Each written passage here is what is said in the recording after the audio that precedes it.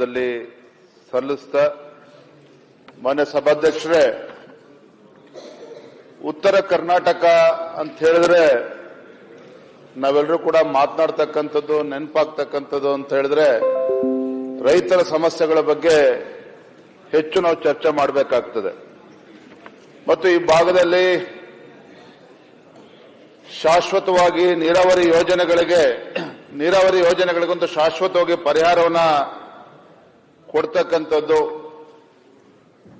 ಕಬ್ಬು ಬೆಳೆಗಾರರ ಸಮಸ್ಯೆ, ಅದೇ ರೀತಿ ಈ ಬಾರಿ ವಿಶೇಷವಾಗಿ ಗುಲ್ಬರ್ಗಾದಿಂದ ರಾಯಚೂರು ಕೊಪ್ಪಳ ಭಾಗದಲ್ಲಿ ಇವತ್ತು ತೊಗರಿ ಬೆಳೀತಕ್ಕಂಥ ರೈತರು ಎದುರಿಸ್ತಾ ಇರತಕ್ಕಂಥ ಸಮಸ್ಯೆ,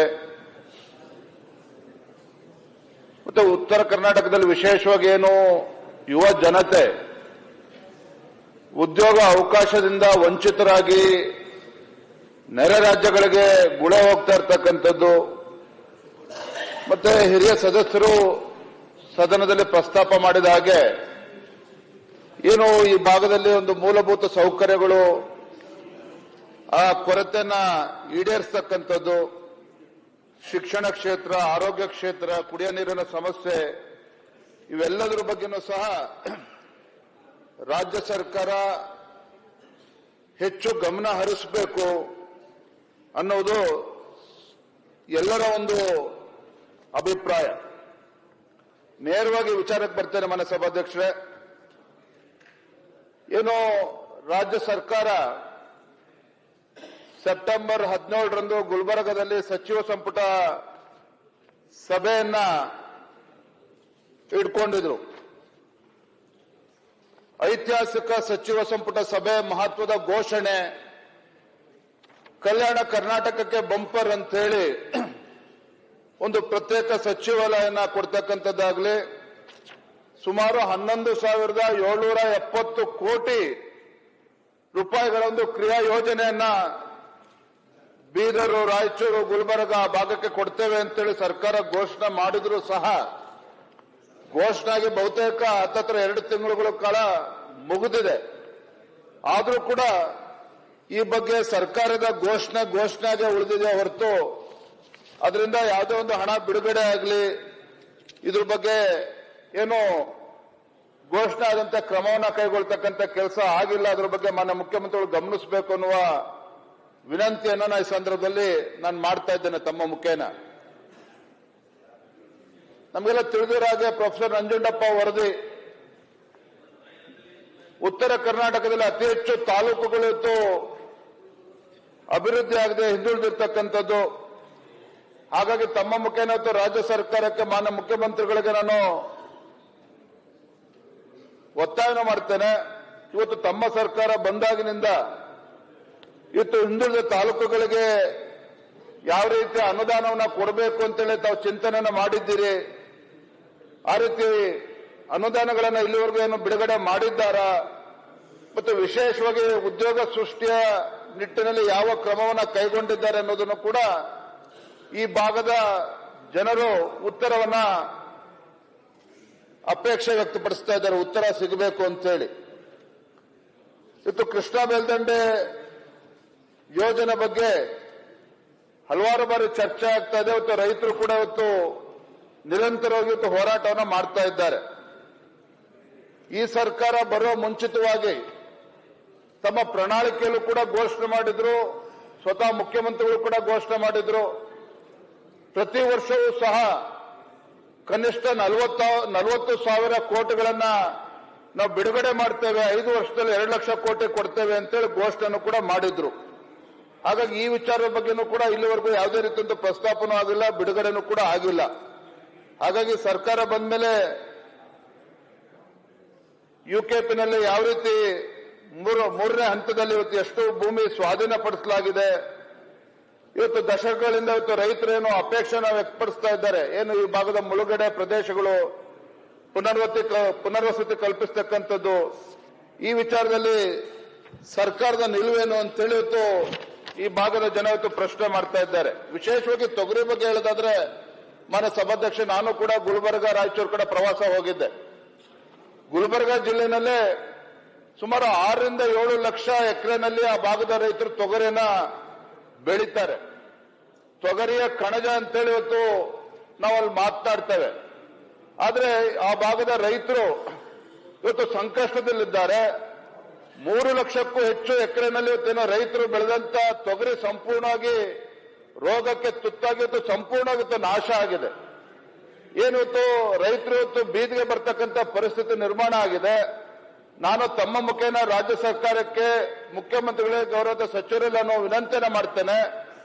ಏನಿವತ್ತು ಬೆಳೆ ಸಂಪೂರ್ಣ ನಾಶ ಆಗಿದೆ, ಅಲ್ಲಿ ಅಧಿಕಾರಿಗಳು ಹೋಗಿ ಇವತ್ತು ಸರ್ವೇನೂ ಕೂಡ ಮಾಡಿಲ್ಲ. ಯಾಕಂದ್ರೆ ಸರ್ವೆ ಮಾಡಿದ ತಕ್ಷಣ ಪರಿಹಾರ ಕೊಡಬೇಕಾಗ್ತದೆ. ಈಗಲಾದ್ರೂ ಕೂಡ ತಡ ಆಗಿದ್ರೂ ಸಹ ತತ್ಕ್ಷಣ ರಾಜ್ಯ ಸರ್ಕಾರ ಗಮನ ಕೊಟ್ಟು ಆ ಭಾಗಕ್ಕೆ ಅಧಿಕಾರಿಗಳು ರೈತ ಹೊಲಕ್ಕೆ ಭೇಟಿಯನ್ನು ಕೊಟ್ಟು ಒಂದು ಸರ್ವೆ ಮಾಡಿ ಪರಿಹಾರ ಕೊಡ್ತಕ್ಕಂಥ ನಿಟ್ಟಿನಲ್ಲಿ ಸರ್ಕಾರ ಒಂದು ತೀರ್ಮಾನವನ್ನು ಮಾಡಬೇಕು ಅಂತೇಳಿ ಸಂದರ್ಭ ಹೇಳಕ್ಕೆ ಇಷ್ಟಪಡ್ತೇನೆ. ವಿಶೇಷವಾಗಿ ಅಥಣಿ ಭಾಗದಲ್ಲಿ ಕಳಪೆ ಬೀಜದ ತೊಗರಿನಲ್ಲಿ ಕಳಪೆ ಬೀಜ ಕೊಟ್ಟಿರುವ ಕಾರಣ ರೈತರು ಸಂಕಷ್ಟದಲ್ಲಿದ್ದಾರೆ. ಸುಮಾರು 14-15 ಸಾವಿರಕ್ಕೂ ಹೆಚ್ಚು ಹೆಕ್ಟೇರ್ನಲ್ಲಿ ರೈತರು ತೊಗರಿ ಬೆಳೆದಿದ್ದಾರೆ. ಸುಮಾರು 8 ಅಡಿ 9 ಅಡಿ ಗಿಡ ಬೆಳೆದಿದೆ.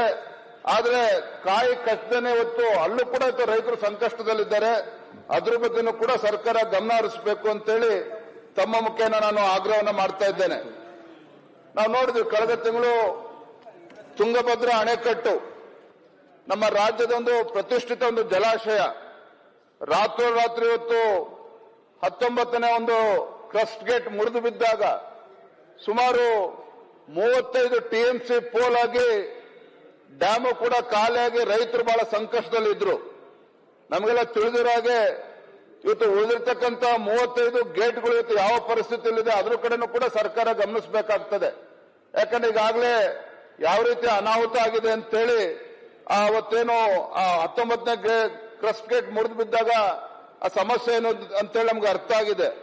ಈಗಲಾದ್ರೂ ಕೂಡ ರಾಜ್ಯ ಸರ್ಕಾರ ಎಚ್ಚೆತ್ತುಕೊಂಡು ಆ ಕ್ರಸ್ಟ್ ಗೇಟ್ ಉಳಿದಿರ್ತಕ್ಕಂಥ ಕ್ರಸ್ಟ್ ಗೇಟ್ಗಳ ಪರಿಸ್ಥಿತಿ ಏನು ಅದನ್ನು ಯಾವ ರೀತಿ ಸರಿಪಡಿಸಬೇಕು ಇದ್ರ ಬಗ್ಗೆನೂ ಕೂಡ ಸರ್ಕಾರ ಗಮನ ಹರಿಸಬೇಕು ಅಂತೇಳಿ ಸಂದರ್ಭದಲ್ಲಿ ಹೇಳ್ತಾ, ಇವತ್ತು ಹಿಂದೆ ಬಿಜೆಪಿ ಸರ್ಕಾರ ಇದ್ದಾಗ ಏನು ಕೇಂದ್ರ ಸರ್ಕಾರದ ನರೇಂದ್ರ ಮೋದಿಜಿಯವರ ಒಂದು ಕನಸಿನ ಒಂದು ಯೋಜನೆ ಜಲ್ ಜೀವನ್ ಮಿಷನ್ ಇವತ್ತು ಇಡೀ ದೇಶದಲ್ಲಿ ಮತ್ತು ಇಡೀ ರಾಜ್ಯದಲ್ಲಿ ಇವತ್ತು ಶುದ್ಧ ಕುಡಿಯುವ ನೀರಿನ ಒಂದು ವಿಚಾರವಾಗಿ ಮೋದಿಜಿಯವರ ಒಂದು ಕಾರ್ಯಕ್ರಮ ಇದೆ. ಹಿಂದೆ ನಮ್ಮ ಬಿಜೆಪಿ ಸರ್ಕಾರ ಇದ್ದಾಗ ಕರ್ನಾಟಕ ರಾಜ್ಯ ಇಡೀ ದೇಶದಲ್ಲಿ 3ನೇ ಸ್ಥಾನದಲ್ಲಿತ್ತು. ಆ ರೀತಿಯ ಆ ಯೋಜನೆ ಅನುಷ್ಠಾನ ಆಗ್ತಾ ಇತ್ತು. ಆದ್ರೆ ದುರಾದೃಷ್ಟ ಅಂತ ಹೇಳಿದ್ರೆ ಇವತ್ತು ಕಾಂಗ್ರೆಸ್ ಸರ್ಕಾರ ರಾಜ್ಯದಲ್ಲಿ ಬಂದಾಗಿನಿಂದ ಈ ಒಂದು ಜಲ್ ಜೀವನ್ ಮಿಷನ್ ಬಗ್ಗೆ ಹೆಚ್ಚು ಆದ್ಯತೆಯನ್ನು ನೀಡ್ತಾ ಇಲ್ಲ. ಇದರ ಪರಿಣಾಮ ಆಗಿತ್ತು ಕರ್ನಾಟಕ ರಾಜ್ಯ ಇವತ್ತು 26ನೇ ಸ್ಥಾನಕ್ಕೆ ಹೋಗಿದೆ. ಹಿಂದೆ 3ನೇ ಸ್ಥಾನದಲ್ಲಿತ್ತು ಬಿಜೆಪಿ ಸರ್ಕಾರ ಇದ್ದಾಗ, ಇವತ್ತು 26ನೇ ಸ್ಥಾನಕ್ಕೆ ಹೋಗಿದೆ. ಹಾಗಾಗಿ ಇದ್ರ ಬಗ್ಗೆನೂ ಕೂಡ ರಾಜ್ಯ ಸರ್ಕಾರ ಗಮನ ಹರಿಸಬೇಕು ಅಂತ ಹೇಳ್ತಾ, ಇವತ್ತು ಮಾನ್ಯ ಗಣದ ಸದಸ್ಯರು ಮಾತನಾಡ್ತಾ ಹೇಳಿದ್ರು, ಇವತ್ತು ಶಿಕಾರಿಪುರ ನನ್ನ ಕ್ಷೇತ್ರವೂ ಕೂಡ ಒಳಗೊಂಡಂತೆ ಇಡೀ ರಾಜ್ಯದಲ್ಲಿ ಮತ್ತು ವಿಶೇಷವಾಗಿ ಉತ್ತರ ಕರ್ನಾಟಕದಲ್ಲಿ ಇವತ್ತು ಸರ್ಕಾರಿ ಬಸ್ಗಳ ಸಮಸ್ಯೆ ಎಷ್ಟರ ಮಟ್ಟಿಗೆ ಉಲ್ಬಣ ಆಗಿದೆ ಅಂತ ಹೇಳಿದ್ರೆ, ಗ್ರಾಮೀಣ ಭಾಗದಲ್ಲಿ ವಿಶೇಷವಾಗಿ ಮಾನ್ಯ ಸಭಾಧ್ಯಕ್ಷರೇ, ನಮ್ಮ ಶಾಲಾ ಕಾಲೇಜುಗಳಿಗೆ ಹೋಗ್ತಕ್ಕಂಥ ವಿದ್ಯಾರ್ಥಿನಿಯರಿಗೆ ಇವತ್ತು ಬಹಳಷ್ಟು ಸಮಸ್ಯೆ ಉಂಟಾಗಿದೆ. ಗ್ರಾಮೀಣ ಭಾಗದಲ್ಲಿ ಬಹಳ ಸಮಸ್ಯೆ ಉಂಟಾಗಿದೆ. ರಾಜ್ಯ ಸರ್ಕಾರ ತತ್ಕ್ಷಣ ಎಚ್ಚೆತ್ತುಕೊಂಡು ವಿಶೇಷವಾಗಿ ಇದ್ರ ಬಗ್ಗೆ ಗಮನ ಕೊಟ್ಟು ಇವತ್ತು ಬಸ್ಗಳ ಗ್ರಾಮೀಣ ಭಾಗದಲ್ಲಿ ಬಸ್ಗಳು ಸರ್ಕಾರಿ ಬಸ್ಗಳ ವ್ಯವಸ್ಥೆನ ಮಾಡ್ತಕ್ಕಂಥ ನಿಟ್ಟಿನಲ್ಲಿ ಸಹಕಾರನ ನೀಡಬೇಕಾಗ್ತದೆ ಅನ್ನೋ ಮಾತನ್ನು ಹೇಳ್ತಾ, ಇವತ್ತು ಅನೇಕರು ಇವತ್ತು ಮೊದಲ ಬಾರಿ ಶಾಸಕರು ಆಯ್ಕೆ ಬಂದಿದ್ದಾರೆ. ಒಂದು ಕೊನೆ ಒಂದು ಅಂಶವನ್ನು ಹೇಳಿ ಮುಗಿಸ್ತೇನೆ. ಸಾಕಷ್ಟು ಆಸೆಗಳನ್ನ ಇಟ್ಕೊಂಡಿದ್ದಾರೆ, ನಿರೀಕ್ಷೆಗಳಿದೆ, ಸಾಕಷ್ಟು ಭರವಸೆಗಳನ್ನ ಇಟ್ಟು ನಮ್ಮ ಕ್ಷೇತ್ರದಲ್ಲಿ ಇವತ್ತು ಶಾಸಕರುಗಳು ಮೊದಲ ಬಾರಿ ಗೆದ್ದುವಂತ ಶಾಸಕರು ಅನೇಕರಿದ್ದಾರೆ. ಆದರೆ ಕಳೆದ 1.25 ವರ್ಷದಲ್ಲಿ ಯಾವುದೇ ರೀತಿಯ ಅನುದಾನ ಅವರವರ ಕ್ಷೇತ್ರಗಳ ಅಭಿವೃದ್ಧಿ ದೃಷ್ಟಿನಲ್ಲಿ ಅನುದಾನ ಇವತ್ತು ಸಿಗ್ತಾ ಇಲ್ಲ ಅಂತಕ್ಕಂಥದ್ದು ನೋವು ಇವತ್ತು ಎಲ್ಲಾ ಶಾಸಕರುಗಳು ಕೂಡ ಇರ್ತಕ್ಕಂಥದ್ದು. ಎಲ್ಲಾ ಪಕ್ಷದಲ್ಲೂ ಕೂಡ ಇವತ್ತು ಶಾಸಕರು ಕುಂತಲ್ಲಿ ನಿಂತಲ್ಲಿ ಚರ್ಚೆ ಮಾಡ್ತಾ ಇದ್ದಾರೆ. ಈಗಲಾದ್ರೂ ಸಹ ಈ ಸರ್ಕಾರ ಎಚ್ಚೆತ್ತುಕೊಂಡು ನಮ್ಮ ಕ್ಷೇತ್ರದ ಅಭಿವೃದ್ಧಿಯ ದೃಷ್ಟಿಯಿಂದ ಹೆಚ್ಚು ಅನುದಾನವನ್ನ ನೀಡಬೇಕು ಅಂತೇಳಿ ಅಪೇಕ್ಷೆ ಎಲ್ಲರದ್ದು ಇದೆ. ಹಾಗಾಗಿ ತಮ್ಮ ಮೂಲಕ ಮಾನ್ಯ ಮುಖ್ಯಮಂತ್ರಿಗಳನ್ನ ನಾನು ವಿನಂತಿಯನ್ನ ಮಾಡ್ತೇನೆ, ಇದ್ರ ಬಗ್ಗೆ ತತ್ಕ್ಷಣ ಕ್ರಮನ ಕೈಗೊಳ್ಳಬೇಕು. ನಮ್ಮ ಶಾಸಕರುಗಳಿಗೆ ಅನುದಾನ ನೀಡಬೇಕು ಅಂತ ಹೇಳ್ತಾ ಕೊನೆಯದಾಗೊಂದು ಮನವಿ, ಇವತ್ತು ತಮಗೆ ಉತ್ತರ ಕರ್ನಾಟಕದ ಬಗ್ಗೆ ಹೆಚ್ಚು ಸಮಸ್ಯೆಗಳ ಬಗ್ಗೆ ಚರ್ಚೆ ಆಗಬೇಕು. ಚಳಿಗಾಲದ ಅಧಿವೇಶನ ಇವತ್ತು ನಡೀತಾ ಇದೆ. ನನ್ನ ವಿನಂತಿ ಏನು ಅಂತ ಹೇಳಿದ್ರೆ, ಮುಂದಿನ ಚಳಿಗಾಲದ ಅಧಿವೇಶನ ಆದರೂ ಸಹ ಕನಿಷ್ಠ 3 ವಾರಗಳ ಕಾಲ ಅಧಿವೇಶನ ಆಗಬೇಕಾಗ್ತದೆ. ಅದರಲ್ಲಿ 1 ವಾರ ಆದರೂ ಕೂಡ ಉತ್ತರ ಕರ್ನಾಟಕದ ಬಗ್ಗೆನೇ ಸೀಮಿತವಾಗಿ ಚರ್ಚೆ ಆಗಬೇಕು. ಆಗ ಮಾತ್ರ ಅದಕ್ಕೆ ನಾವು ನ್ಯಾಯ ಕೊಟ್ಟಂತಾಗ್ತದೆ, ಸಮಗ್ರ ಸಮಸ್ಯೆಗಳ ಬಗ್ಗೆ ಚರ್ಚೆನೂ ಕೂಡ ಮಾಡೋದಕ್ಕೆ ಅವಕಾಶ ಆಗ್ತದೆ ಅಂತೇಳಿ ತಮಗೆ ವಿನಂತಿಯನ್ನ ಮಾಡ್ತಾ ಮಾತನಾಡೋದಕ್ಕೆ ಅವಕಾಶ ಮಾಡಿಕೊಟ್ಟಿರ್ತಾರೆ.